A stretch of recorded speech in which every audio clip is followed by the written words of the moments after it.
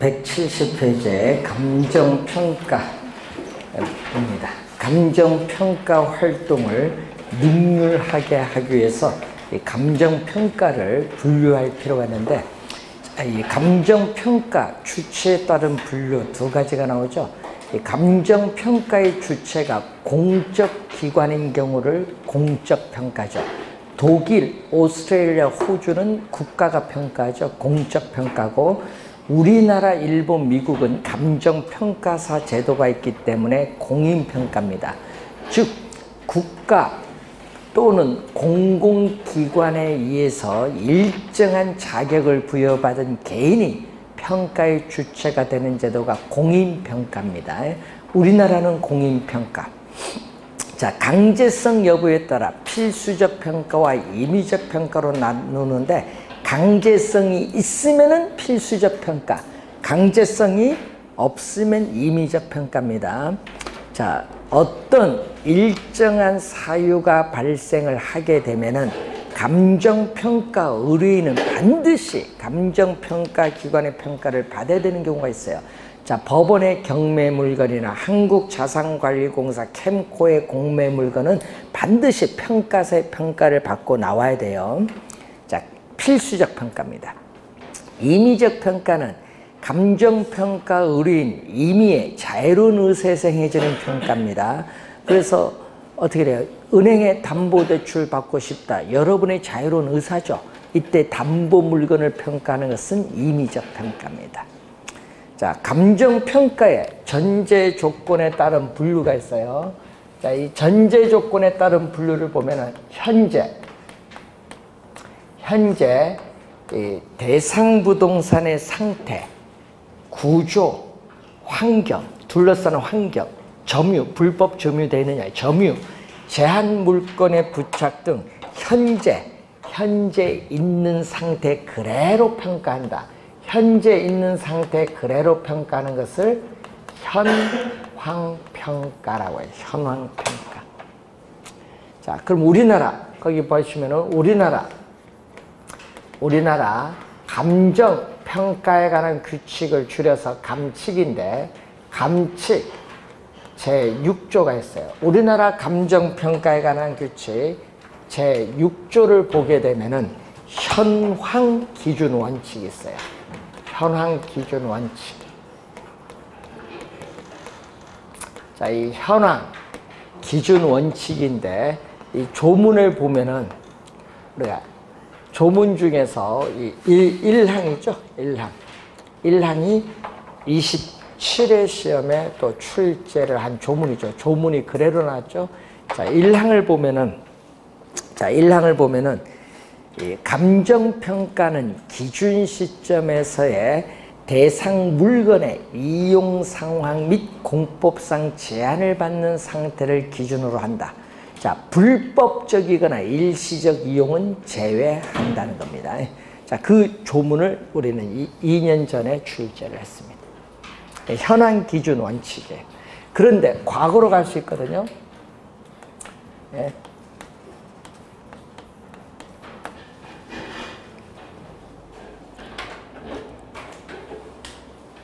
자, 과거 민사사건, 형사사건, 재판상의 분쟁이 있을 경우에는 과거의 일정 시점을 기준으로 평가할 수 있는데, 이것을 우리는 소급평가라고 하죠. 소급평가.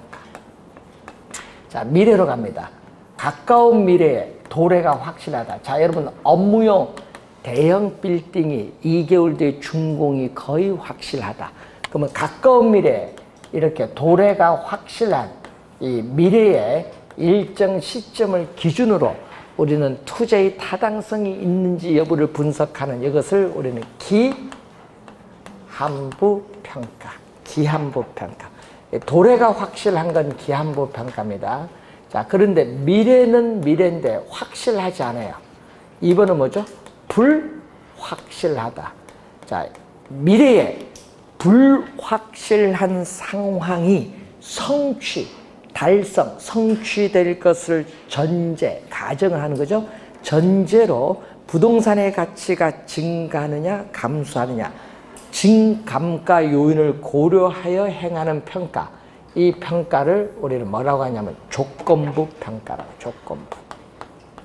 자, 조건부 평가인데 여기서 이 조건은 실현이 가능해야 돼요. 자, 조건은 실현이 가능해야 된다. 여러분, 바다를 메워서 평가한다? 실현 불가능하죠. 실현 가능하고 합법성을 띠고 있어야 조건부 평가가 가능하죠. 자, 예를 들어서 여러분 토지에 건물이 있어요. 자, 이 토지에 이 건물인데 이 건물이 준공한 지 60년이 경과를 해서 노후화가 많이 진행이 됐어요. 그런데 철거를 하긴 해야 되는데 언제 해야 될지 모르겠습니다. 뭐죠? 불확실해요. 철거가. 이럴 경우에 이 불확실한 상황이 성취될 것을 전제로 한다. 성취될 것을 전제로 한다는 것은 뭐죠? 철거를 전제로 하는 거예요. 그래서 이 건물에 뭐를 전제로? 건물에 철거를 전제로 해요. 건물의 철거를 전제로 하면은 토지상에 건물이 있지만 건물이 없다고 보고 토지를 건물이 없는 상태인 나지로 평가하는 것을 조건부 평가다. 자, 지금 개발 제한 구역이 지정되어 있어요. 그런데 내가 개발 제한 구역 해제됐을 때 한번 얼마 될까 평가 한번 해보자 해요. 자, 여러분 개발 제한 구역 해제는 어떻게 돼요? 실현이 가능하고요. 법적인 절차에 따라 해제가 돼요. 조건부 평가할 수 있죠. 그래서 개발 제한 구역 해제를 전제로 한 토지를 평가한다. 이것도 무슨 평가? 조건부 평가입니다. 조건부 평가. 자, 그리고 우리나라 감정 평가에 관한 규칙 또 제7조가 있어요. 자, 우리나라 감정평가에 관한 규칙 제7조를 보면은 제7조는 우리는 개별 물건, 자, 개별 물건, 기준, 원칙 등이에요. 자, 7조가 4가지 조문이 나오죠. 1항, 2항, 3항, 상이 있어요. 자, 감정평가는 대상 물건마다 개별로 하여야 한다. 하여야는 반드시입니다. 반드시니까 뭐죠? 1항은 개별 물건 기준 원칙이에요. 근데 요 2항, 3항, 4항 요 등이 있죠. 이 등이 2항, 4항, 3항입니다. 자, 그러면은 2항은 뭐죠? 둘 이상입니다. 예를 들어서 뭐 토지, 건물 이렇게 둘 이상, 토지, 건물 둘 이상의 대상 물건이 한꺼번에 일체로 거래되거나 용도상 뗄래야 뗄 수 없어요. 불가분의 관계가 있는 경우에는 일괄하여 감정평가할 수 있다. 여러분 아까 1항은 하여야 한다고 여기는 할 수 있다. 할 수 있다는 건 할 수도 있고 안 할 수도 있지. 일괄평가가 나오죠. 일괄평가가 나오죠. 19회 시험도 나오고 27회 시험에 또 요 2개가 또 출제했죠. 자, 그리고 3항은 구분평가가 나오죠. 여기는 하나의 대상 물건이라도, 자, 하나의 대상 물건이라도 가치를 달리하는 부분은 이를 구분하여 감정평가할 수 있다. 자, 여러분 주상복합 건물 요즘 많은데 주상복합 건물에서 나는 5층을 평가할 땐 그것만 구분평가하는 거예요. 예? 또는 도로에 하나의 물건, 1필 토지 하나의 물건, 토지가 접했는데 도로에 전면, 후면에서 전면은 상업용으로, 후면은 주거용으로 이용을 하는데 그럼 이 1필의 토지를 상업용으로 평가하면 과대평가하고 주거용으로 평가하면 과소평가돼요. 보통 상업용이 비싸죠. 이렇게 상업용, 주거용 가격 차이가 좀 심할 경우에는 이 하나의 물건이라도 전면은 상업용, 후면은 뭐죠? 주거용으로 구분하여 평가할 수 있다는 겁니다. 자, 그리고 사항이 부분평가죠. 자, 일체로 이용되고 있는 물건의 일부분에 대해서 감정평가하여야 할 특수한 목적, 뭐 국가가 세금을 부과한다든지 특수한 목적이 특수한 목적이나 합리적인 이유가 있는 경우에는 그 부분에 대하여 감정평가할 수 있다. 부분평가인데 이 부분평가를 할 때는 일체로 이용되고 있는, 자, 일체로 이용되고 있는 물건 전체를 기준으로 일부분을 평가합니다. 자, 얘기죠. 자, 일필의 토지의 이 일부분이 도시 계획시설에 저촉이 됐어요. 자, 도시 우리가 계획시설에 저촉이 돼서 우리는 수용을 우리가 됐을 경우에 이 수용 시에 보상 평가를 해야 되는데 이 보상 평가를 할 때는 이 전체를 기준으로 해서 이 일부분을 평가하는 여기가 부분평가입니다. 부분평가. 자, 우선 여기서 이제 시험 지문에 또 자주 나오니까 좀 주의해 두시고, 자, 부동산 가치 이론을 가면은, 자, 어빙 피셔라는 학자가 있어요. 자, 우리 투자 이론에서 피셔 효과도 배웠죠.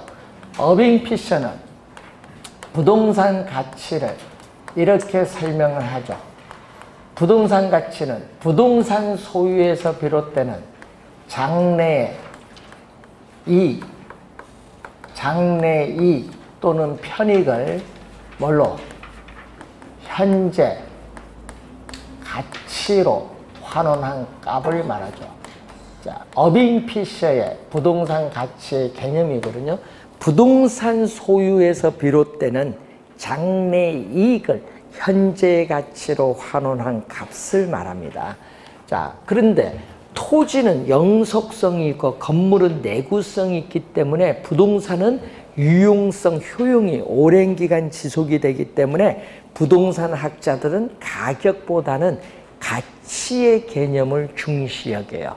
그래서 이 부동산 학자는 경제학자들과는 달리 가치와 가격이 같다고 안 봐요. 네?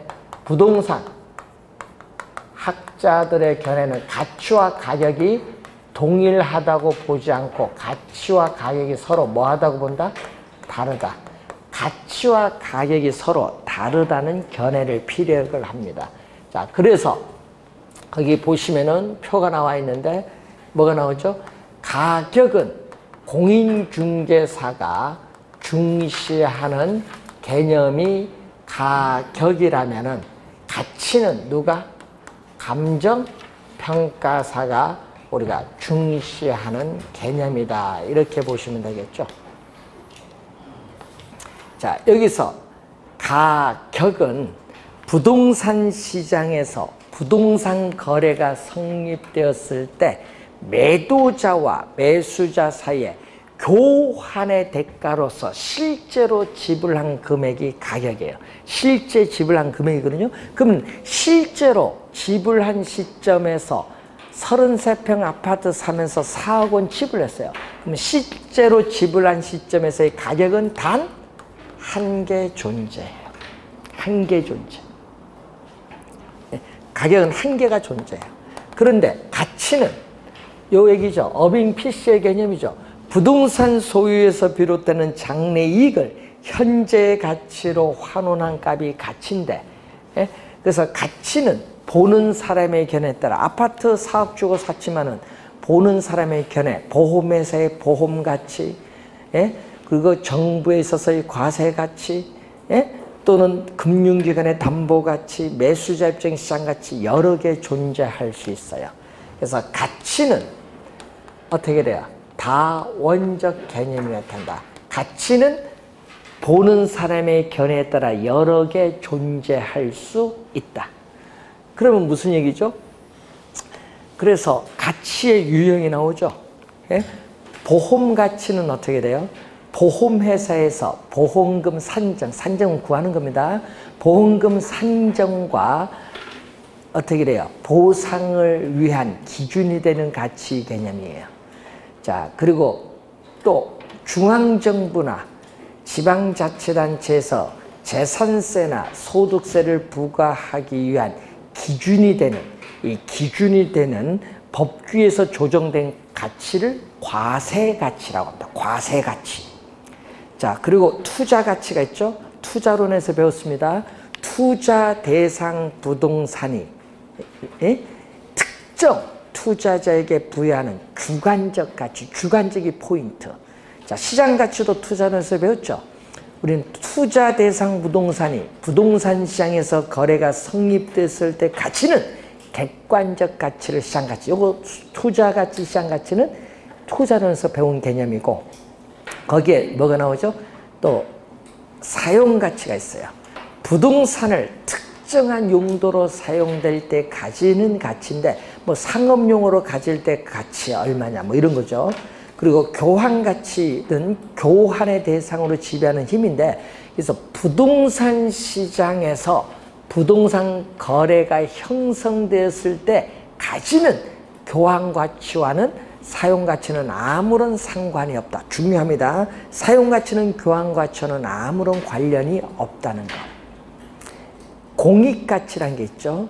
어떤 부동산의 최선의 이용이 사적인 목적인 경제적 이용에 있는 것이 아니라 보존, 살림과 같은 보존이나 보전과 같은 공공 목적의 비경제적 이용했을 때 대상 부동산이 지니는 가치를 공익 가치라고도 해요. 공익 가치. 자, 그리고 여러분 장부 가치란 게 있거든요. 장부 가치. 장부 가치는 대상 부동산을 최초에 취득한 가격에서 법적으로 허용되는 부분에 감가 상각분을 제외한 장부상에 남아있는 잔존 가치를 장부가치라고도 해요. 가치가 이렇게 여러 개 있거든요. 다원적 개념. 자, 그리고 가격은 과거의 시점에서 부동산 거래가 성립됐을 때 가지는 과거의 값. 여러분, 한 달 전에 거래가 이루어졌던, 1년 전에 거래가 이루어졌던, 하여튼 과거의 값이에요. 근데 가치는 현재입니다. 현재 시점에서 부동산 소유에서 비롯되는 장래이익을 현재 가치와 현재 값인데, 여러분 25회는요, 과거를 현재로 출제했고요. 현재는 뭘로? 미래로 출제했어요. 말을 좀 자주 바꾸죠. 25회 시험의 정답 지문이었죠. 자, 그리고 가격과 가치 사이의 관계인데, 자, 여러분이 아파트의 현재 정상적인 시장 가치는 4억 원인데 캐나다도 이민가구에서 매각을 했더니 3억에 매각했어요. 그럼 매각 시점에서 아파트의 정상적인 시장 가치 4억 원이 1억 원이 급격히 하락한 것이라고는 볼 수 없어요. 뭐가 존재한다? 오차가 존재할 수 있어요. 그러니까 플러스 오차일 수도 있고 마이너스 오차일 수도 있는데, 하여튼 오차가 존재하기 때문에 감정평가가 그래서 필요한 거예요. 오차가 있기 때문에. 자, 이 내용을 한번 우리가 가치의 기본적 개념인데, 그래서 여러분 가치를 화폐를 매개체로서 나타난 것을 뭐라고 한다? 가격인데, 가치는 효용. 이런 부동산을 소비함으로써 얻는 만족을 뭐죠? 부동산을 소비함으로써 얻는 만족이 효용이에요. 만족. 이 효용의 가치는 중점을 두고 있죠. 이 부동산에 대한 인간의 욕구를 만족시켜 줄 수 있는 재화의 능력을 가치라고 한다면, 가치는 효용. 사람마다 부동산을 소비함으로써 얻는 만족은 사람마다 다 다릅니다. 사람마다 다 다르기 때문에 뭐죠? 가치는 주관적이면서 추상적 개념이라면은 화폐로 표시된 가격은 1제곱미터당 얼마, 누구에게나 다 똑같죠. 객관적이고 우리는 구체적으로 화폐로 나타난 값을 말합니다. 자, 그래서 부동산 가치가 상승하면 어떻게 될까요? 자, 여러분, 부동산 가치가 상승하면은 부동산, 화폐로 표시된 부동산 가격도 뭐죠? 상승을 하고, 그리고 부동산 가치가 하락하면 부동산 가격도 하락을 하기 때문에 부동산 가치와 부동산 가격은 같은 방향, 동일한 방향으로 변동을 우선 하게 된다. 자, 물가가 지속적으로 상승하는 인플레이션이 발생하면은 화폐 가치는 하락을 하지만은 실물 자산인 부동산 가격은 상승하기 때문에 화폐의 가치와 부동산 가격은 어떻게 돼요? 반대 방향, 역방향으로 변동을 하고 있다는 것. 자, 그래서 단기에는 가격이, 부동산 가격이 가치로부터 벗어나요. 괴리가 되어 있는데, 즉 공급량이 수요량보다 많은 초과 공급이 발생하면은 공급자 간의 경쟁에서 가격이 가치 이하로 하락을 하고, 또 수요량이 공급량보다 많은 초과 수요가 발생하면은 수요자 간의 경쟁에서 또 가격이 가치 이상으로 상승을 해요. 그래서 장기적으로는 이 가격이 조정되는 과정을 거쳐서 이 가치에 일치되게끔 가격이 조정이 돼요. 그래서 가치는 이 가격의 장기적인 조정으로 나타난 균형값, 균형치로서의 성격을 가지는데, 요 관련된 내용은 또 우리 19회 시험의 정답으로 또 물었죠. 요건 25회 시험의 정답, 요거 19회 시험 정답. 원래 29회거든요. 텀이 나올 때가 됐죠.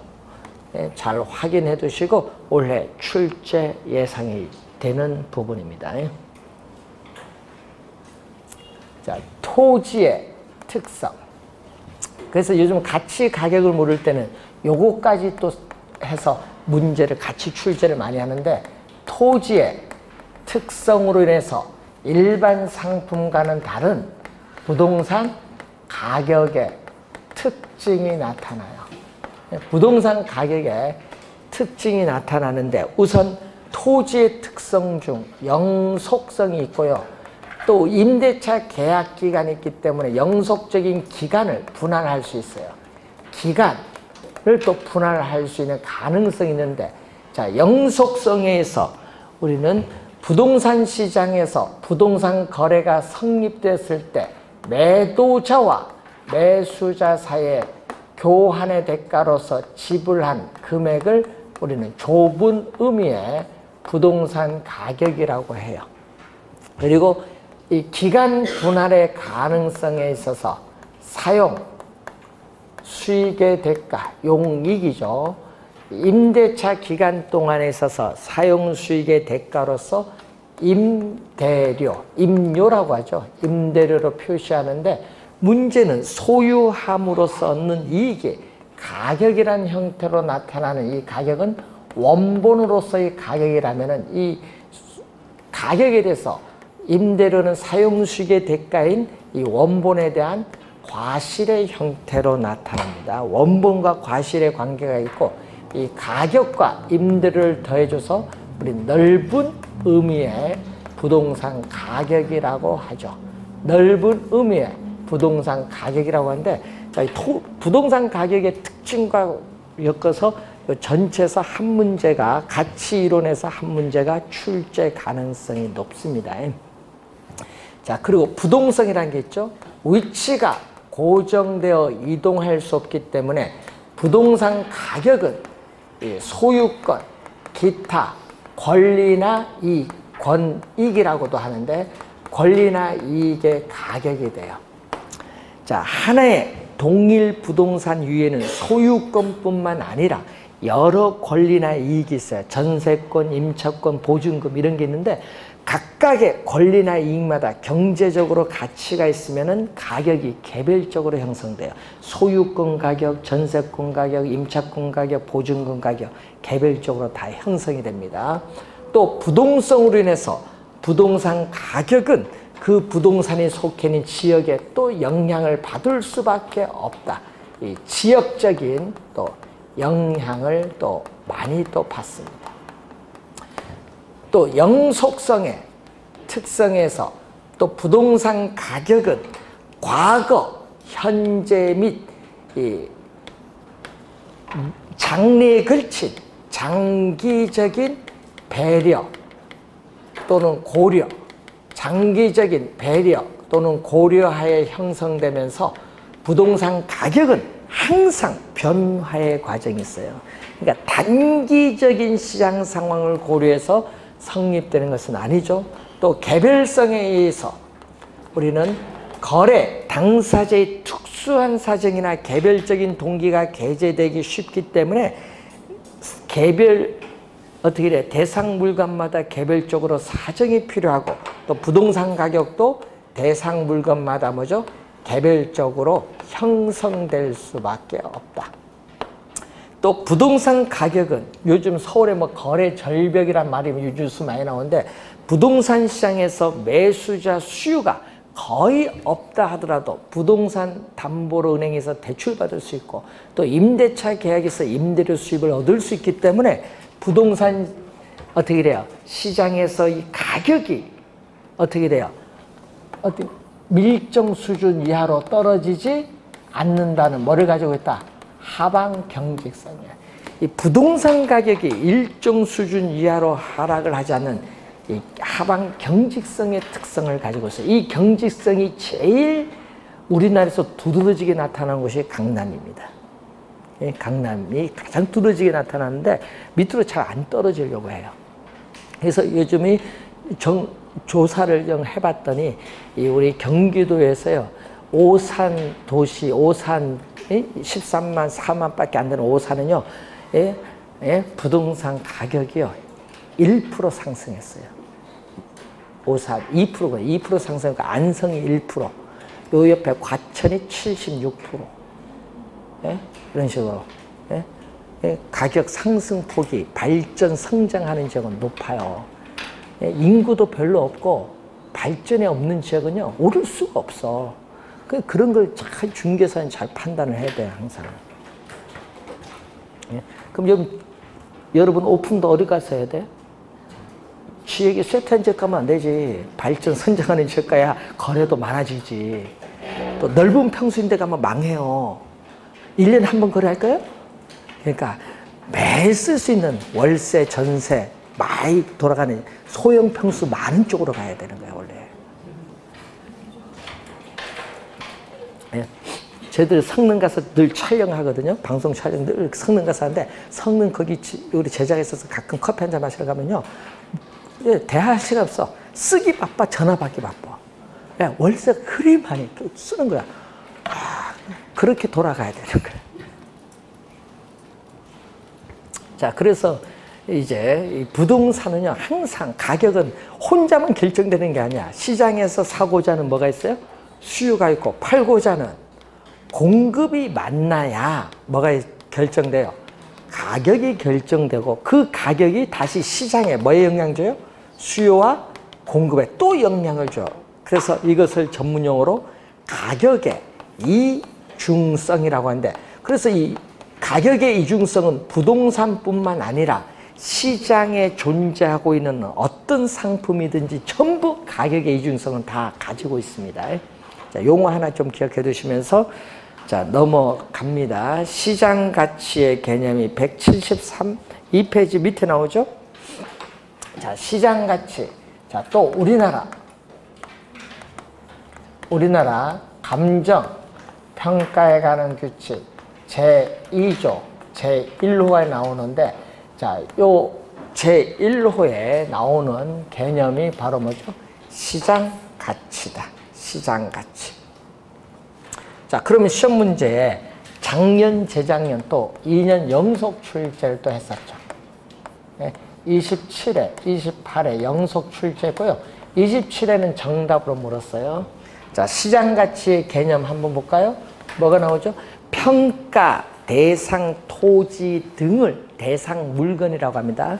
대상 물건이 통상적인 시장에서 충분한 기간 거래를 위하여 공개된 후 그 대상 물건 내용에 정통한 당사자, 정통하지 않으면 고가 저가 거래가 이루어집니다. 정통한 당사자 사이에 신중하고 자발적인 거래가 있을 경우, 자, 밑줄 긋습니다. 성립될 가능성이 가장 높다고 인정되는 대상 물건의 가액, 밑줄. 이걸 뭐라고 한다? 시장 가치. 그 개념을 2번 출제했어요. 자, 또 우리나라 감정평가에 관한 규칙 제5조가 나와요. 자, 제5조를 보면은 5조는 시장 가치 기준 원칙이야. 여러분, 제5조는 시장 가치 기준 원칙이에요. 자, 여기는 시장 가치 기준 원칙 1항을 보면은 대상 물건의 감정평가액. 여러분, 대상 물건의 감정평가액은 시장 가치를 기준으로 뭐한다? 결정한다. 시장 가치. 그래서 감정평가에 관한 규칙에서는 시장 가치고요. 부동산 가격, 다음 주에 배우게 될 부동산 가격 공시에 관한 법률에서 뭐죠? 적정 가격인데 적정 가격 아니라는 걸 주의하겠죠. 21회 시험에 출제했고 또 작년에는 여기서 또 출제했었죠.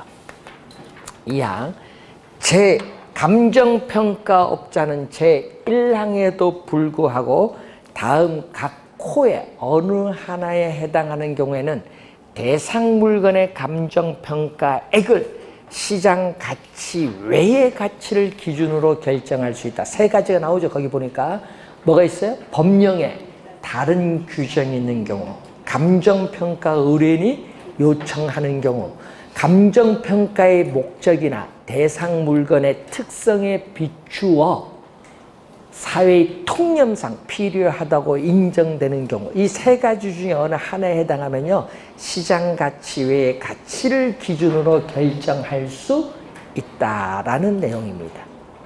작년에 출제했어요. 그러니까 요즘 조문들이 이제 시험에 조문이 많이 나오거든요. 자, 그걸 보시고, 자, 부동산 가치의 형성 요인. 자, 부동산 가치의 형성 요인은 부동산 가치의 발생 요인에 영향을 주고, 부동산 가치의 발생 요인은 부동산 가치에 이렇게 영향을 줘요. 또 부동산 가치는 가치의 형성 요인에 영향을 주고 발생 요인을 거쳐서 가치에 영향을 주는데, 이게 계속 반복되는 피드백 관계가 있어요. 이 피드백 관계에서 뭐가 성립한다? 부동산 가치에 여러 가지 원칙이 성립을 합니다. 자, 부동산 가치의 형성 요인을 보면은 일반 경제 사회의 사회적, 경제적, 행정적인 여러 가지 요인이 부동산의 상태 및 가치 수준에 영향을 미치는 일반 요인이 있고, 이 일반 요인이 지역에 국한되면서 그 지역의 자연적 조건과 결합을 하면서 지역의 부동산 상태 및 가치 수준에 영향을 미치는 지역 요인이라는 게 있고, 또 이 지역 내에서 토지, 건물의 개별적인 상태나 가치에 영향을 미치는 또 개별 요인이 있어요. 자, 그 3가지가 있죠. 부동산 가치의 형성 요인의 3대 요인이에요. 자, 그래서 우리 개념이 24회 시험에 정답 지문으로 또 출제를 했어요. 24회 정답 지문. 이렇게 나왔죠. 가치의 형성 요인이란 부동산의 경제적 가치에 영향을 미치는 일반 요인, 지역 요인 및 개별 요인을 말한다. 이 지문을 출제를 했어요. 자, 부동산 우리가 가치의 발생 요인은 22회 최근에 24회 시험에 또 출제를 한 용어죠. 가치 발생 요인을 보면은 우선 경제적 측면에서의 요인. 자, 경제적 측면에서 바라보는 요인이 있고 또 법적 측면에서 바라보는 요인 두 가지로 나눠볼 수 있습니다. 자, 법적인 요인도 있습니다. 자, 경제적 측면에서 요인은 시장에서 부동산을 사고자 하는 수요와 팔고자 하는 공급이 만나서 가치에 영향을 주는데, 자, 이 수요에는 또 두 가지가 있죠. 용성, 효용입니다. 자, 효용. 부동산에 관한 욕구를 충족시켜주는 정도인데, 자, 유용성을 측정하는 우리 중심을 보면은 우리 용도에 따라 주거용 부동산 시장, 상업용 부동산, 공업용 부동산으로 나눠보죠. 이때 주택을 소유하여 생활함으로써 느끼는 만족도가 쾌적성인데, 이 쾌적의 가치가 높을수록 부동산 가치도 높게 평가되는 경향이 있고, 또 부동산을 이용함으로써 얻어지는 경제적 이익인 수익성을 중심으로 판단하고, 또 부동산을 생산 과정에 이용함으로써 이 경제적 타당성 여부를 묻는 생산성을 중심으로 판단합니다. 자, 실질적인 구매력을 갖춘 수요를 유효 수요라고 해요. 유효 수요는 부동산을 구매할 의사, 살 의사 당연히 있어야 돼요. 살 의사도 있어야 되겠지만은 부동산을 구입을 할 수 있는 부동산을 구입을 할 수 있는 지불 능력도 갖추고 있는 게 유효 수요. 여러분이 24에는 지불 능력이 필요로 하지 않는다고 출제했죠. 그래서 이 두 가지가 다 있어야 돼요. 이 두 가지가 다 있어야 된다. 공급은 상대적 희소성인데, 자, 희소성은 토지 소유에 있어서 토지를 소유하고자 하는 욕망은 무한한데, 그 무한한 욕망을 충족시켜줄 토지 자원은 한정되어 있다는 것을 희소성인데 부증성에 의해서 나타나죠. 자, 상대적 희소성은 상대적이 들어갔죠. 자, 토지에 있어서 특성 중 용도의 다양성에서 토지 이용의 용도의 전환, 예를 들면은 임야를 택지로 조성해서 공급은 가능한데, 어떻게 택지 공급 능력의 한계로 인해서 택지에 대한 수요에 비해서 공급이 상대적으로 양적 질적으로 부족한 상태를 상대적 희소성이라고 하고, 이러한 상대적 희소성도 시간이 경과함에 따라 공급 능력의 한계로 인해서 가중될 수밖에 없다. 자, 요 세 가지 외에 알프레드 링이라는 교수는 법적 요인도 포함시키죠. 자, 부동산은 위치가 고정되어 물리적으로 이동할 수 없지만은 우리는 권리는 이전할 수 있다. 그래서 부동산에 관한 소유권에 대한 통제의 정도가 한 사람에게서 다른 사람에게로 100% 완전히 이전돼. 일부 이전되는 건 안 됩니다. 100% 완전히 이전된다는 것을 의미한다. 자, 부동산 가치가 어떻게 형성이 되고 유지되는가에 관한 법칙성을 시장에서 추출해서 부동산을 평가하는데 중요한 지침으로 삼으려는 행동 기준을 우리 뭐라고 하죠? 부동산 가치의 여러 가지 원칙인데, 이 여러 가지 원칙이 13가지의 원칙을 이제 배우시게 되는 거예요. 그 원칙 중에서 부동산 가치 판단의 중요한 전제가 되는 원칙이 무슨 원칙? 최유효 이용의 원칙이죠. 자, 최유효 이용의 원칙은 부동산 가치는 이 최유효 이용의 상태를 가정한 거죠. 전제로 하여 파악되는 가격을 표준으로 하여 형성된다는 원칙이 최유효 이용의 원칙인데, 이 최유효 이용의 원칙과 직접적으로 관련이 있는 원칙이 있죠. 우리가 토대 및 바탕, 토대가 되는 시간적 원칙, 이 내부적 요인, 우리가 외부적 요인이 이렇게 있습니다. 자, 이 토대가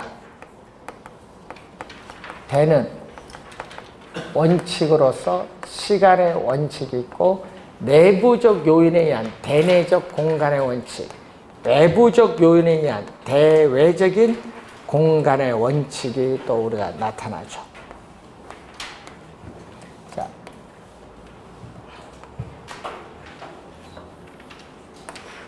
자, 이 내용들은 지금 뭐죠? 직접 관련이 있는가요? 여러분, 요거는 다 직접적으로 지금 관련이 있는 원칙입니다. 최유효 원칙. 자, 토대가 되는 원칙 두 가지가 있어요. 변동의 원칙, 예측의 원칙이 있어요. 자, 변동의 원칙, 또 시험에 자주 나오죠. 자, 부동산 가치에 영향을 미치는 가치 형성 요인은 항상 변동하고 있기 때문에 부동산 가치는 특정의 뭐에서만? 기준 시점에서만 타당성이 인정되고 있다. 그래서 기준 시점 확정이 필요하다. 기준 시점 상당히 시험에 많이 나오죠. 당연히 작년에도 출제했었죠. 자, 기준 시점은, 자, 우리나라 감정 평가에 관한 규칙 제2조 용어에 보면은 뭐가 나오냐? 대상 물건의 감정평가액을 결정하는 기준이 되는 날짜를 말한다. 이 지문 작년에 출제했어요. 자, 그 지문은 작년에 우리가 출제, 대상 물건의 감정평가액을 결정하는 기준이 되는 날짜. 이건 작년에 출제했고, 또 시험에 또 많이 나오는 게 있죠. 또 감정평가에 관한 규칙 제9조 또 2항이 또 나오죠. 이 2항을 보면은 기준 시점은, 자, 평가, 대상 토지 등을 대상 물건이라고 하는데, 이 대상 물건의 가격 조사를 완료한 날짜로 한다. 자, 대상 물건의 가격 조사를 완료한 날짜로 한다 얘기죠. 그런데 문제는 이 가격 조사인데 시험에 또 뭘로? 현장 조사로 또 지문을 바꿔버리죠. 그래서 이것은 또 24회 시험에 또 출제를 했었죠. 최근에. 자, 그리고 다만 기준 시점을 미리 정하였을 때에는 그 날짜에 가격 조사가 가능한 경우에만 기준 시점으로 정할 수 있다. 가격 조사가 가능한 경우에만. 시험에는요, 가격 조사가 가능하지 않더라도 이렇게 출제를 많이 하거든요. 그래서 시험 문제 우선 기준 시점은 하여튼 출제를 많이 하는 내용이다. 변동의 원칙과 관련있어요. 자, 여러분, 건물은 시간이 경과함에 따라 노후화가 진행이 됨에 따라 건물의 가치는 자연스럽게 하락을 하는데, 이것을 우리는 전문용어로 물리적 감가라고 해요. 물리적 감가. 자, 또 거래 사례 비교법에서 사례 물건의 거래 시점의 가액을 기준 시점의 가액으로 정상화시켜주는 작업을 시점 수정이라고 하는데, 시점 수정의 근거 이런 건 다 변동의 원칙과 관련있죠. 자, 부동산 가치는 장래에 있어서의 유용성 등의 동향이나 추이 등을 반영해야 한다는 원칙이 예측인데, 자, 부동산 가치, 자, 어빙 피시의 개념이 나오죠. 자, 부동산 소유에서 비롯되는 장래의 이 편익을 현재 가치로 환원한 값인데, 장래 이익이 예측이 가능해야 부동산 가치를 구할 수 있기 때문에 부동산 가치 개념의 근거와 관련 있는 것은 예측의 원칙입니다. 자, 균형. 자, 여러분 작년 시험 28회, 26회 2년 계속 정답으로 물었죠. 하여튼 균형은요, 우리 시험에 나오면 정답으로 많이 묻는 거예요. 정답으로. 정답짐으로 제일 많이 묻잖아요. 예측.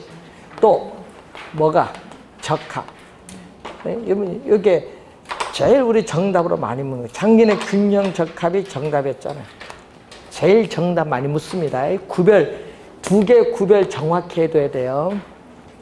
자, 부동산의 유용성을 최대로 발휘하기 위해서는 예를 들어서 노동, 토지, 자본, 경영 등과 같은 이러한 내부 구성 요소, 자, 이 내부 구성 요소 간의 결합에 있어서 균형을 이루어야 한다는 원칙이에요. 위배되죠. 자, 여러분이 우리가 주택에 있어서, 단독주택에 있어서 복도의 높이, 청정 높이가 너무 높아서 겨울과 여름에 냉난방 비용이 훨씬 다른 주택에 비해서 많이 들어서 어떻게 돼요? 선호도가 떨어져서 가치가 하락을 한다. 이런 건 뭐죠? 위배된 거야. 이럴 때를 우리는 기능적 감가라고 해요. 기능적 감가. 여러분, 26회는요, 경제적 감가로 출제했어요. 무슨 감가? 기능적 감가. 상당히 중요합니다. 자, 그 다음에 기여의 원칙이 있죠. 기여. 기여는 공헌의 원칙입니다. 부동산의 가치는 부동산을 구성하고 있는 각 구성 부분의 기여도에 의해서 영향을 받는다는 원칙이거든요.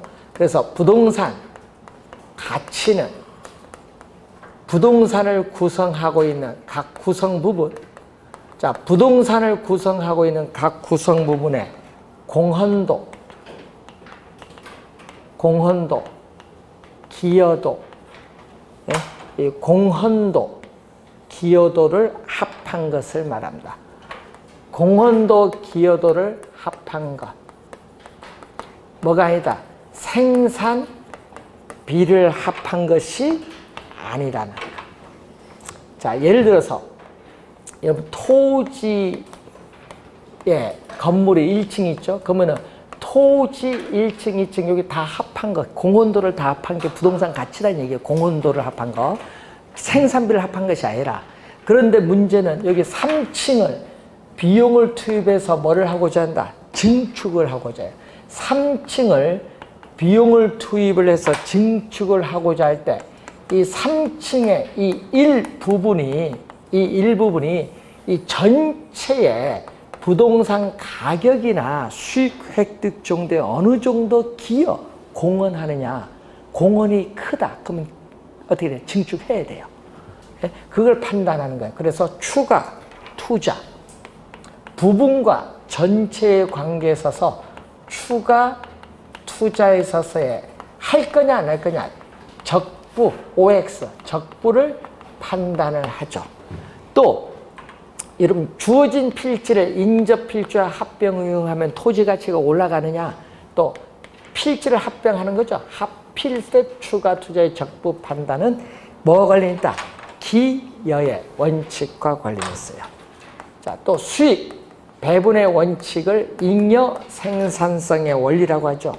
잉여 생산성의 원리인데, 자, 여러분이 수익 배분의 원칙은 생산 요소인 노동, 자본, 경영, 토지가 있는데 이 토지는 지리적 위치가 고정되어 이동할 수 없어요. 토지는. 그래서 이 생산 요소를 투입을 해서 발생한 총 수익에서 뭐를 뺀다? 이 노동, 자본, 경영은요, 요거는 움직일 수 있어요. 있을 유, 움직일 동. 어떻게 돼? 움직일 수 있다. 그래서 유동성 있는 생산 요소인 노동이나 자본이나 경영에 대한 대가를 총수익에서 먼저 지불해요. 지불하면 뭐가 남아요? 지불한 나머지가 있잖아요. 나머지 잔여. 이 나머지 수익을 위치가 고정된 토지에 제일 맨 마지막으로 배분하라는 원칙을 수익 배분의 원칙으로서 이 수익환원법에서 우리 순수익 구하는 방법 중에 토지잔여법이라는 게 있습니다. 이 토지잔여법의 이론적 근거, 이론적 성립 근거가 되는 원칙이 수익 배분의 원칙. 하여튼 자녀라는 용어가 나오면 수익 배분의 원칙을 갑니다. 자, 단위당 투자액을 증가시키면 처음에는 수익이 증가하다가 일정한 단계를 지나면 수익이 감소하는데, 자, 여러분, 우리 건물에 있어서 우리가 경제적 측면에서 건물의 적정한 층수가 몇 층일 때 수익을 최고가 되느냐. 그럼 10층이 최고인데 12층을 지면 오히려 수익이 줄어들 수 있거든요. 그래서 건물의 경제적 측면에서 적정한 층수가 몇 층이냐, 한 개 수익점 판단과 관련 있는 것은 요거고. 자, 동그라미 친 게 중요한 겁니다. 자, 적합, 외부적 요인이죠. 자, 부동산의 유용성을 최대로 또 발휘하기 위해서는 그 부동산을 둘러싼 외부 환경에 적합, 어울려야 돼요. 자, 주택은 주거지역에 있어야 되고, 상가 점포는 상업지역에 있어야 되고, 공장은 공업지역에 있어야 어울립니다. 만약에 공업지역 안에 주택이 있으면 공업지역의 표준적인 이용과 어울리지 못해요, 주택은. 그럼 주택 가격은 이 적합, 어울리는 거에 위배되면 주택 가격은 오히려 하락을 한데, 그것을 우리는 전문용어로 또 뭐죠? 경제적 감가. 작년에 또 출제했었죠. 자, 부동산은 위치가 고정돼 있어요. 그래서 고정된 입지와 그 입지를 둘러싼 인근 환경과 적합, 어울리면 가치가 높은 거고, 어울리지 못하면 가치가 하락하죠. 무슨 원칙? 적합의 원칙. 작년에 출제했어요. 그럼 무슨 감가? 경제적 감가. 경쟁의 원칙. 부동산 가치는 대체성 있는 재화 및 부동산 간의 경쟁을 통해서 초과 이윤이 소멸되는 지점을 기준으로 하여 형성된다는 원칙인데, 초과 이윤이 있으면은 경쟁이 생겨요. 초과 이윤이 없으면 경쟁도 나타나지 않습니다. 초과 이윤과 관련했어요. 자, 외부성은 외부 효과죠. 부동산은 위치가 고정됐기 때문에 부동산을 둘러싼 외부적 환경 조건에 영향을 받아서 부동산 가치는 상승할 수도 있고 하락할 수 있다. 정의 외부 효과, 부의 외부 효과. 정책 이론에서 이미 배운 용어입니다. 자, 기회비용은 투자론에서 배웠죠. 어떤 것을 선택하면 포기된 것의 최대의 가치 배웠어요. 그래서 부동산을 선택해서 투자를 했을 경우에 부동산 가치는 포기된 가치를 반영해야 한다는 원칙입니다. 요거 지금 배운 건 전부 직접 관련이 있는 원칙이에요. 근데 직접 관련이 있는데 문제는 직접이 아니라 뭐다? 간접적으로 관련이 있는 게 있죠. 간접. 자, 최유효 이용의 원칙과 직접이 아니라 간접적으로 관련이 있는 원칙 두 가지가 있습니다. 수요, 공급의 원칙과 대체 원칙. 자, 부동산 시장에서 수요, 공급에서 가격이 결정되고 그 가격이 다시 수요, 공급에 영향을 미친다는 원칙인데, 가격의 이중성과 관련이 있고, 자, 대체 원칙은 부동산 가격은 대체성 있는 재화 및 부동산 간의 상호 작용에서 결정되는데, 자, 여러분 시험에 많이 나온 질문이 있거든요. 부동산의 효용, 유용성이 동일하다면 부동산 가격이 가장 싼 것을 선택을 해야 되고, 부동산 가격이 동일하다면 부동산 효용, 유용성이 가장 높은 것을 선택해야 한다는 원칙이 대체의 원칙이에요.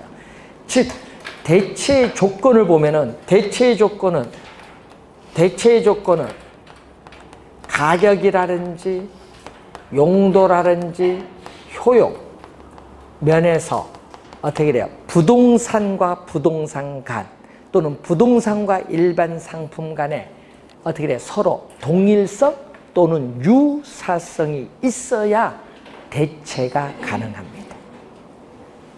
자, 여러분이 우리 이제 배우시게 될 용어 중에 원가 방식, 비교 방식, 수익 방식이 3방식인데, 원가 방식의 재조달 원가, 수익 방식에 있어서의 순수익, 그리고 거래사례 비교법의 거래사례 수집에 있어서 우리는 대체 원칙이 다 적용이 돼요. 그래서 평가 3방식의 성립 근거가 되는 가장 기초가 되는 원칙도 대체 원칙입니다.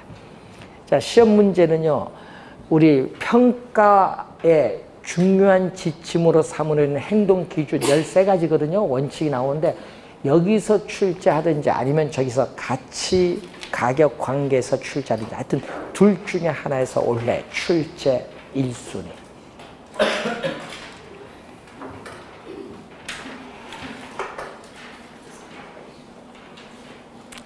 자, 175페이지의 지역 분석, 개별 분석 잠시 쉬고 시작하겠습니다.